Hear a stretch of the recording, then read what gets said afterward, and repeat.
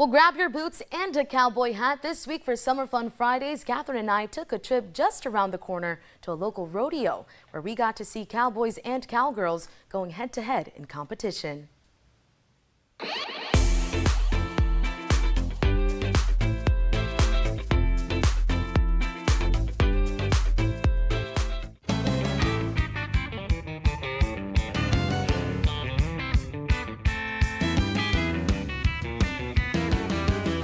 Attention all cowboys and cowgirls across the Twin Tiers. Reese Ranch's Rodeo is here for the 2024 season. What started out as friends just getting together for a ride has expanded into 14 years of business, offering rodeo fun for everyone.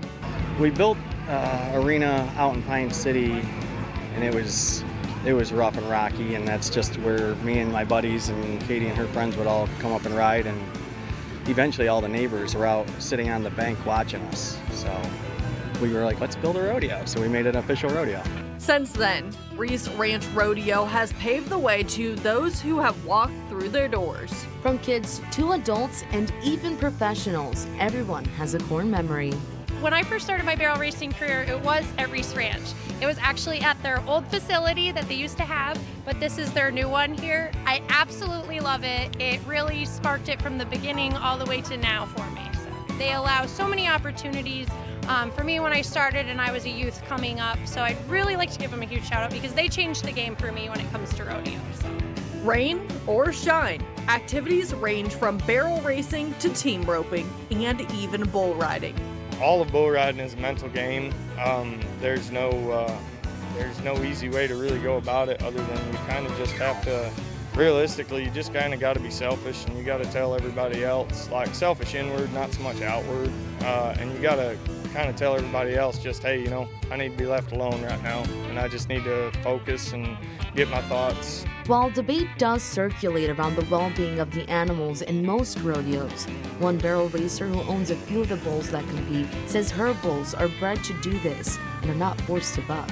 Because you don't want an animal that's abused out there. Like, they're not going to perform right. They're not going to be healthy. They're going to look bad. You're going to look bad. Like, why would you want an abused animal? You want an animal that's taken care of, that's healthy, that's treated right out there, because then you're representing the sport you love so much. And many of the athletes competing found a love for rodeo culture, attending as kids. You start out with just the little kids that look up to everybody, and you involve them, and it gets them out of the house. It gets them away from video games or cell phones, or just to enjoy the outdoors. Little ones can also take part in prize competitions for children's events that leave almost every contestant with a smile on their face. In the end, whether you leave empty-handed or with a souvenir, everyone gets to take home the spirit of rodeo. Reporting for WENY News, I'm Catherine Schwab. And I'm Crystal Bermudez. We're giving a yeehaw from Reese Ranch Rodeo.